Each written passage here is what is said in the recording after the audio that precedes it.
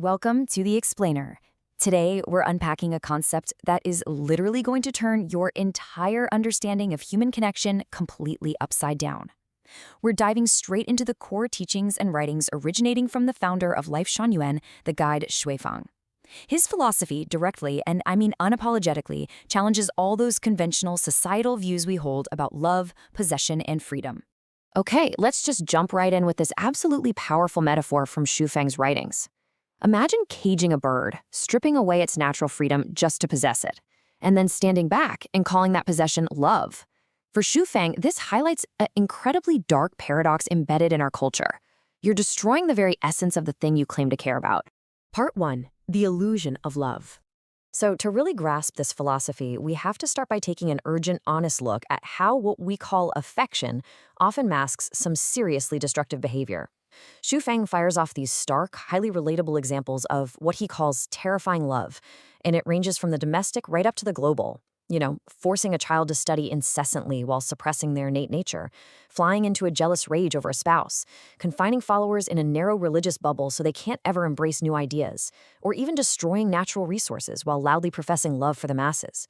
People are out there committing terrible harm while proudly screaming, "I love you." Why this matters is because it forces us to look in the mirror. Are we actually loving, or are we just controlling?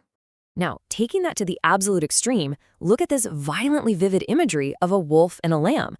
It brilliantly shows how love is routinely used as the ultimate justification for pure, unadulterated selfishness and destruction. If a so-called love actively causes harm to others in the ecosystem, Shui Feng asks, how on earth can it possibly be love? Part 2. Control disguised as affection. This illusion actually builds into a fascinating, albeit kind of terrifying, breakdown of everyday romantic gestures, exposing them as calculated mechanics of manipulation. Shui Feng maps out the exact escalation of emotional control. It usually starts beautifully, right? Showering the other person with gifts, sweet words, meticulous care. But step 2 is where the trap closes, imposing this invisible pressure to create deep feelings of indebtedness. Finally, step 3 is the ultimate goal, binding the person to your will for complete spiritual and emotional control. What looks like extreme or romantic care is actually weaponized to make a partner feel eternally indebted to you. Look, we've all heard these solemn vows in movies and read them in books. Without you, I can't live. You are my everything. Sounds romantic, right? Well, Shui Feng argues they aren't romantic in the slightest. According to his teachings, these are actually the most ruthless, cunning manipulations disguised as affection. It's a deliberate attempt to make the other person entirely responsible for your very existence. And building on that, in this view, those huge dramatic outbursts, they're never just acts of passion. Actually, scratch that. They are deliberate tactics. When someone pretends to be deeply hurt, cries despondently, or engages in extreme behaviors like threatening self-harm, these are designed to tighten a spiritual grip.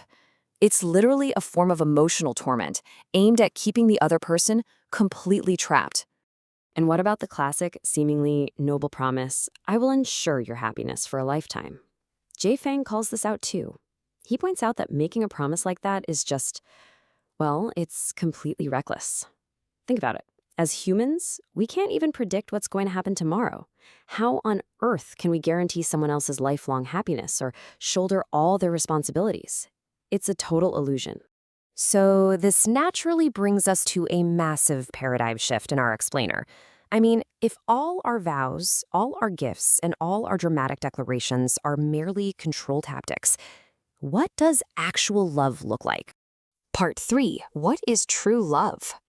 To answer that, we've got to break down Shui Feng's uplifting philosophy of great love, which completely strips away the ego. There is a stark contrast here. Small love is conditional. It demands reciprocation. And because of that constant demanding, it fades like passing clouds, just shifting with the seasons. Great love, however, is silent and steadfast like a mountain. It is completely unconditional, mirroring the greatest creator's unwavering love, which doesn't even need human language to be expressed. So, what does this actual true love look like in practice? Shui Feng describes it beautifully as the harmonious dance of two hearts. It is entirely voluntary. Imagine the spontaneous collision of clouds, or the natural, unforced merging of two rivers. It relies on absolutely zero external factors. Not money, not possessions, not beauty, not status. The second love relies on external things, it just becomes selfish scheming.